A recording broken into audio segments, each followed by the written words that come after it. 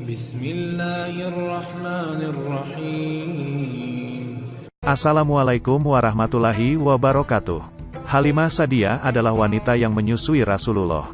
Halimah binti Abdullah bin Al-Harits As-Sa'diyah memiliki suami yang bernama Al-Harits bin Abdul Izzi bin Rifa'ah As-Sa'di.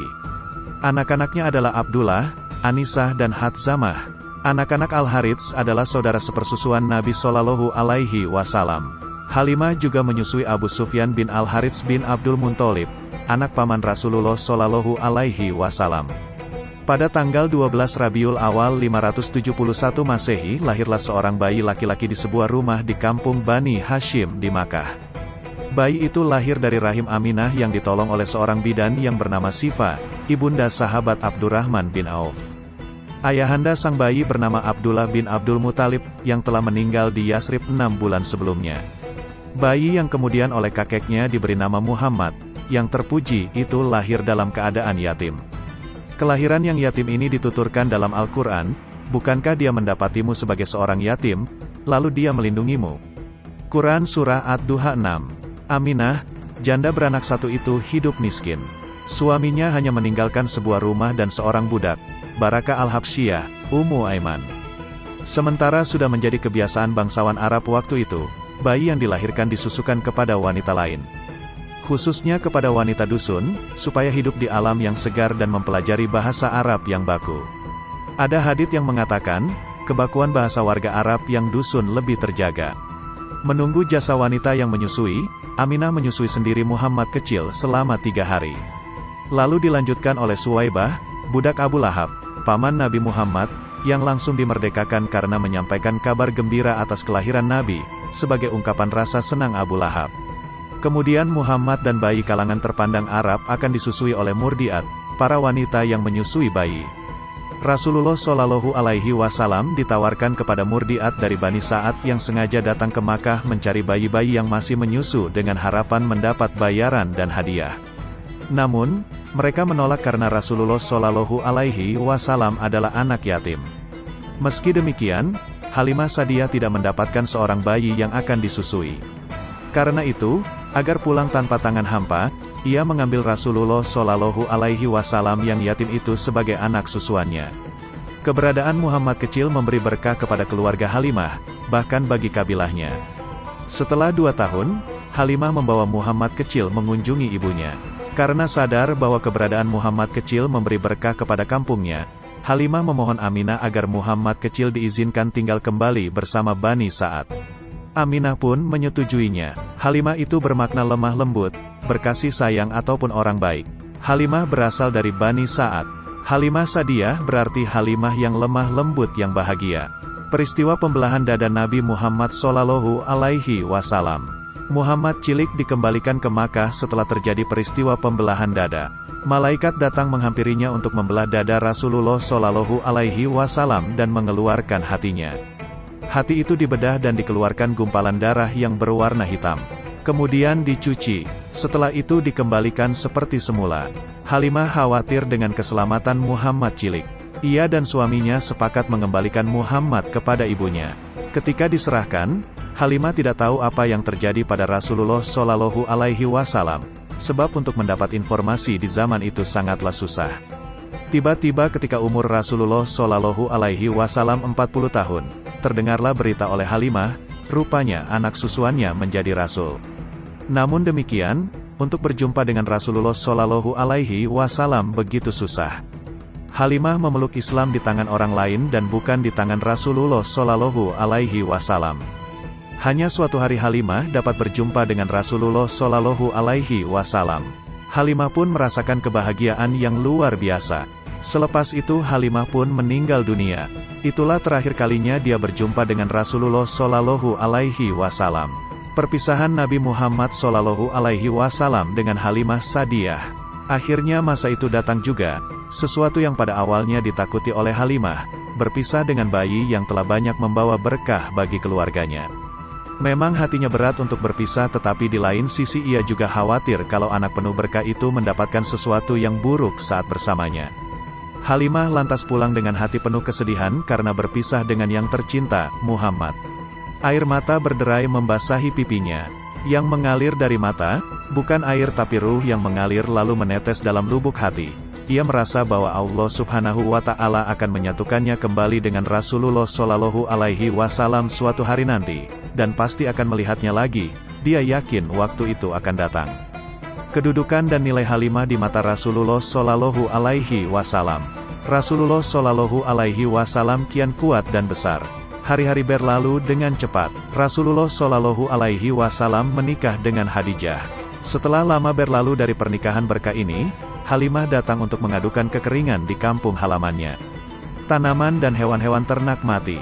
Nabi Shallallahu Alaihi Wasallam kemudian memberitahukan kepada istrinya, Khadijah, lalu Khadijah memberinya 40 ekor kambing dan seekor unta untuk wanita tua itu.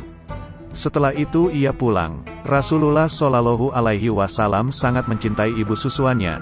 Ia menyayangi seperti menyayangi ibu kandungnya sendiri. Ia perlakukan ibu susuannya dengan sebaik-baiknya. Begitu juga dengan istrinya Khadijah juga sangat menghormati Halimah, ibu susuan Rasulullah. Doa Halimah Sa'diyah terkabulkan. Halimah Sa'diyah berumur panjang hingga melihat Rasulullah Shallallahu Alaihi Wasallam sebagai seorang rasul untuk seluruh umat manusia, dan guru bagi seluruh alam. Hatinya pun penuh bahagia dan gembira. Suatu hari, Halimah pergi menemui Rasulullah Shallallahu Alaihi Wasallam. Ayunan langkah kakinya berpacu dengan angin. Begitu melihatnya, Rasulullah Shallallahu Alaihi Wasallam langsung melepas surban dan membentangkannya untuk diduduki Halimah. Beliau memuliakan kedatangannya. Sebagian sahabat yang tidak mengenali Halimah merasa heran. Di antara mereka bertanya pada orang-orang di sekitarnya, siapa dia? Ibu susuan beliau, kata mereka. Seperti itulah kesetiaan Rasulullah Shallallahu Alaihi Wasallam kepada ibu yang pernah menyusui beliau. Seperti itulah cinta beliau adanya. Seperti itulah penghargaan beliau untuk seorang ibu penuh kasih dan santun itu. Berpuluh tahun sebelumnya, ketika Halimah merasakan kesedihan yang amat mendalam ketika berpisah dengan Rasulullah, ia berdoa agar suatu saat nanti akan bertemu kembali dengan Rasulullah. Ia yakin kalau suatu saat nanti mereka akan bersua lagi. Alhamdulillah harapan itu pun menjadi kenyataan. Halimah dan Rasulullah Shallallahu Alaihi Wasallam, Allah pertemukan kembali. Kebaikan akan dibalas dengan kebaikan. Saat perempuan-perempuan tidak ada yang melirik Nabi Muhammad kecil untuk menyusuinya karena anak yatim, Halimah tanpa pikir panjang membawa untuk disusuinya. Ia tidak berpikir akan dibayar berapa, sama sekali tidak. Ia hanya membawa, menyusui dan merawatnya dengan baik. Kebaikan Halimah pun dibalas dengan kebaikan pula. Bahkan lebih dari itu, kondisi perekonomiannya jauh lebih baik daripada orang-orang kabilah Sa'ad. Sebaliknya, mereka yang enggan menerima Rasulullah karena yatim, kondisi ekonomi mereka tidak berubah. Bahkan kambing-kambing mereka tetap tidak mengeluarkan air susu, di saat kambing Halimah susunya berisi dan bisa diperah berkali-kali untuk diminum. Jangan putus asa, ketika semua perempuan kabilah Sa'ad sudah mendapat bayi untuk disusui dan sepakat untuk kembali ke desa, Halimah belum juga mendapat seorang bayi. Namun Halimah tidak menyerah begitu saja, ia tetap mencari bayi untuk dibawanya dan didapatilah Rasulullah kecil. Kegigihannya membuahkan hasil, kehidupan keluarganya sejahtera.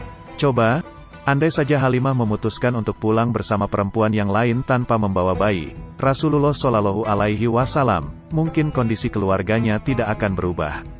Persiapan Sang Rasul. Bagaimanapun semua ini sudah skenario Allah Subhanahu wa Ta'ala. Ia menakdirkan masa kecil Rasulullah Shallallahu Alaihi Wasallam untuk hidup di lingkungan pedesaan agar jauh dari kebisingan kota. Rasulullah Shallallahu Alaihi Wasallam akan menjadi seorang nabi yang mendakwahkan ajaran Islam. Oleh karena itu, ia harus memiliki pikiran yang bersih, hati yang teduh dan budi pekerti yang baik. Secara geografis, kehidupan di desa lebih tenang, tidak terganggu oleh kebisikan kota. Hal ini sangat mendukung untuk membentuk karakter unggul seorang Rasulullah Shallallahu Alaihi Wasallam. Wafatnya Halimah Sa'diyah. Menurut sebuah riwayat, Halimah meninggal dunia sebelum peristiwa Fatu Mekah yang terjadi pada Ramadan 8 Hijriah atau 630 Masehi. Setelah penaklukan kota Mekah, Nabi Muhammad Shallallahu Alaihi Wasallam bertemu dengan saudara sepersusuannya Syaimah dan menanyakan mengenai kabar Halimah.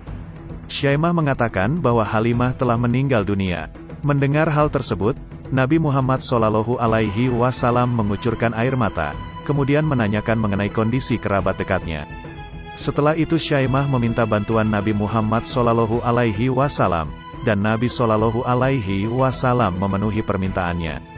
Namun riwayat lain menyebutkan bahwa Halimah masih hidup setelah peristiwa Perang Hunain pada bulan Syawal tahun 8 Hijriah atau 630 Masehi dan ia menemui Nabi Muhammad Shallallahu Alaihi Wasallam di Ji'ranah dan Nabi pun memberikan penghormatan padanya. Ada juga riwayat yang menyebutkan, Halimah masih hidup sampai periode kekhalifahan Abu Bakar dan Umar bin Khattab dan keduanya memperlakukan Halimah dengan hormat. Di bagian timur laut pemakaman Baqi, terdapat sebuah makam yang dipercaya sebagai makam Halimah Sa'diyah. Catatan-catatan sejarah tidak menyebutkan mengenai waktu meninggal dan di mana Halimah dimakamkan. Catatan dari Qadi Ayat yang menceritakan mengenai pertemuan Halimah dengan Abu Bakar, Umar dan Makrizi yang menyebut Halimah telah meninggal dunia sejak periode Nabi Muhammad Shallallahu Alaihi Wasallam yang membuat Nabi Muhammad Shallallahu Alaihi Wasallam sedih atas kepergiannya. Ibnu Batutah menyebut makam Halimah terdapat di Basrah, namun dalam catatan-catatan terbaru menyebut makam Halimah terdapat di pemakaman Baqi, di area makam Utsman bin Affan. Di atas makamnya dibangun kubah dan bangunan yang tahun pembangunannya tidak diketahui kapan dimulai. Di dalam bangunan tersebut terdapat tanda yang terbuat dari kayu dan dipasang pada makam. Naib Syadr Syirazi dalam catatan perjalanannya saat menunaikan haji tahun 1305 Hijriah atau 1888 Masehi menyebutkan terdapat 2 potongan syair Turki yang tertulis di makam tersebut. Terima kasih yang sudah menonton video-video kami, semoga dapat terhibur dan menambah wawasan kalian. Maka dari itu, bergabunglah bersama kami. Jangan lupa like, komen, subscribe dan nyalakan lonceng notifikasinya. Assalamualaikum warahmatullahi wabarakatuh.